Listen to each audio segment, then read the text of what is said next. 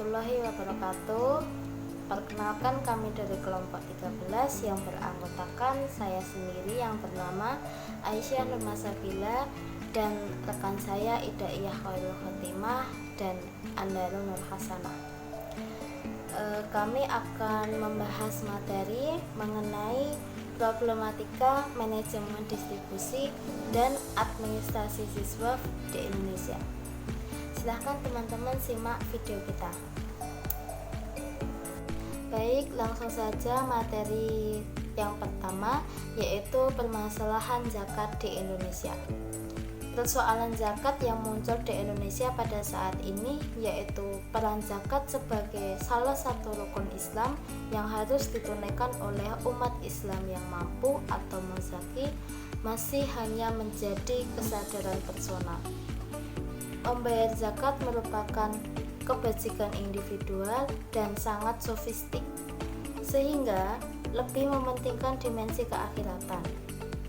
Semestinya zakat menjadi sebuah gerakan kesadaran positif, karena zakat bukan hanya sekedar kewajiban yang mengandung nilai teologis, tetapi juga kewajiban finansial yang mengandung nilai sosial yang tinggi. Dengan berzakat, maka distribusi akan berjalan lancar dan kekayaan tidak melingkar di sekitar golongan elit.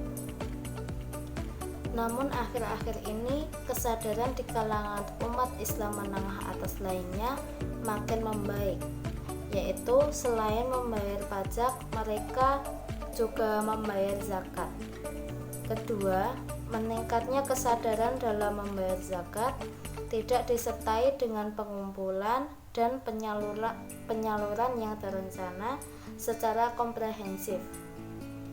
Bagaimana zakat punya peran sangat penting dalam menentukan ekonomi umat bisa dapat terkelola dengan baik dan profesional. Pengelolaan yang tidak baik dan profesional menjadikan zakat tidak produktif dalam ikut andil dalam mengembangkan ekonomi umat. Tetapi kenyataannya pengumpulan zakat masih di bawah standar rasio rata-rata jumlah umat Islam yang kena kewajiban zakat. Semestinya sebagai negara yang mayoritas penduduknya beragama Islam, negara proaktif dalam menyikapi kebutuhan umat, di mana ajaran Islam yang asasi seperti zakat menjadi tulang punggung perekonomian umat dengan melihat undang-undang zakat dari sejak kemerdekaan. Sementara itu, masih ada beberapa pokok permasalahan zakat di Indonesia, diantaranya yaitu yang pertama, Indonesia adalah negara yang mayoritas penduduknya Islam. Akan tetapi, kesadaran muzaki untuk berzakat masih kecil. Hal itu terbukti muzaki yang menyetorkan dana zakat di Basnas hanya sebagian kecil masyarakat. Yang kedua, pengelolaan zakat di Indonesia belum ideal. Meskipun pengelolaan zakat di Indonesia sudah memiliki payung hukum. Dari pokok permasalahan yang disebutkan bahwa meskipun di Indonesia mayoritas penduduknya adalah muslim dengan potensi zakat yang bisa mencapai angka triliunan rupiah, ternyata pada kenyataannya hanya sebagian kecil umat muslim yang mengumpulkan zakat. Hal ini mencerminkan bahwa kesadaran muzaki untuk mengeluarkan zakat masih minim. Meskipun beberapa muzaki ada yang mengeluarkan zakat secara individual, akan tetapi jumlahnya belum tercatat secara resmi. Begitu materi yang saya sampaikan. Mungkin untuk materi yang selanjutnya bisa dijelaskan oleh rekan saya. Langsung saja materi selanjutnya yaitu adalah permasalahan dalam administrasi zakat di Indonesia. Permasalahan administrasi pengelolaan zakat secara juridis normatif dalam kaitannya dengan spirit otonomi daerah kian menarik untuk diteliti. Hal ini karena zakat merupakan salah satu alternatif lembaga pendanaan bagi kemaslahatan umat yang perlu diberdayakan secara optimal untuk memperbaiki ekonomi masyarakat. Oleh karena itu, setiap muslim yang memiliki harta dan memenuhi persyaratan tertentu diwajibkan mengeluarkan zakat untuk diberikan kepada yang berhak menerima dengan persyaratan yang ditentukan menurut ajaran Islam. Berkenaan dengan itu, kesejahteraan merupakan salah satu cita-cita bangsa Indonesia yang begitu luhur sehingga dituangkan dalam satu isi pembukaan Undang-Undang Dasar Negara Republik Indonesia tahun 1945 sebagai berikut. Kemudian daripada itu, untuk membentuk suatu pemerintah negara Republik Indonesia, melindungi segenap bangsa Indonesia dan seluruh tumpah darah Indonesia dan memajukan kesejahteraan umum. Permasalahan zakat yang diteliti mengenai landasan hukum, pengelolaan zakat, mekanisme yang dilakukan oleh badan atau lembaga zakat, serta kebijakan pemerintah daerah dalam melaksanakan peraturan perundang-undangan.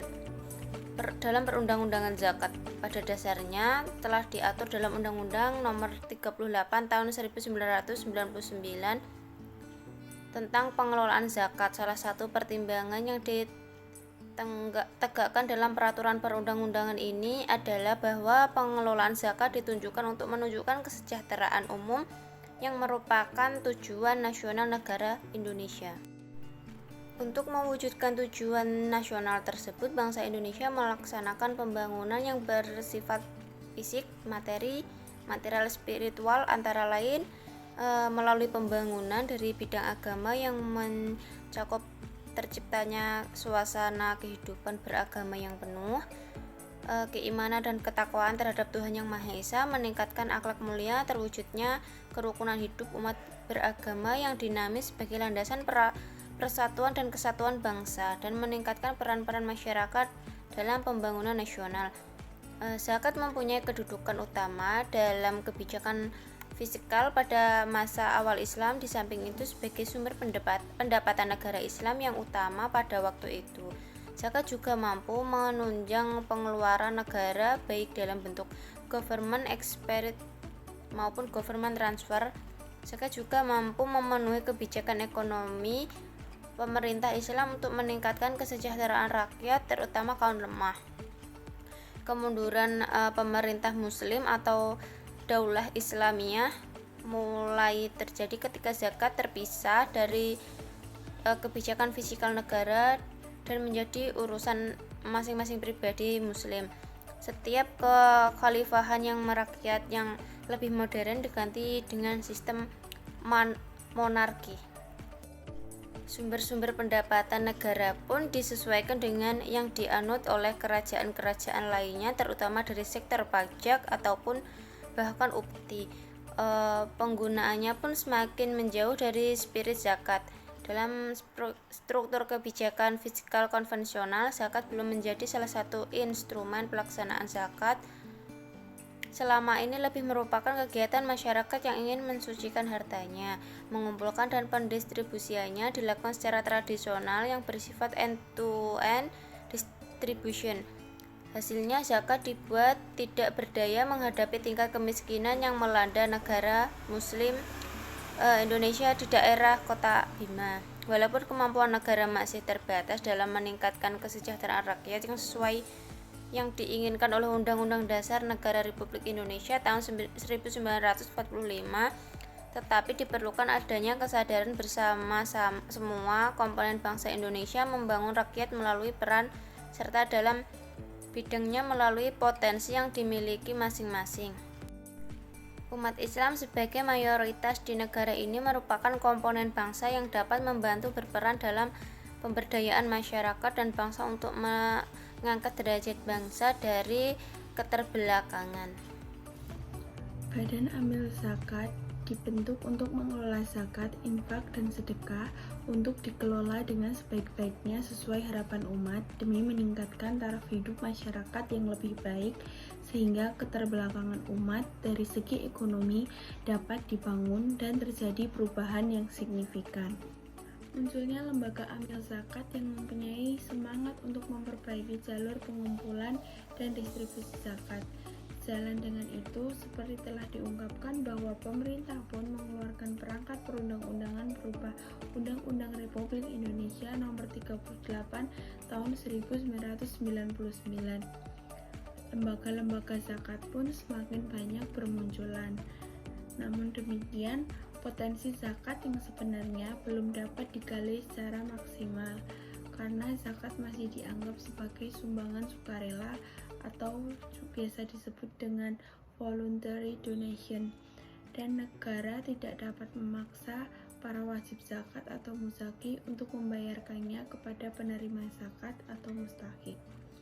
Dengan demikian dapat diasumsikan bahwa dengan mengembalikan zakat kepada kebijakan fiskal, potensi zakat yang sebenarnya akan dapat lebih diberdayakan secara maksimal.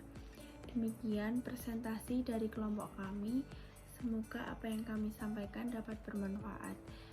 Sekian dari kami. Wassalamualaikum warahmatullahi wabarakatuh.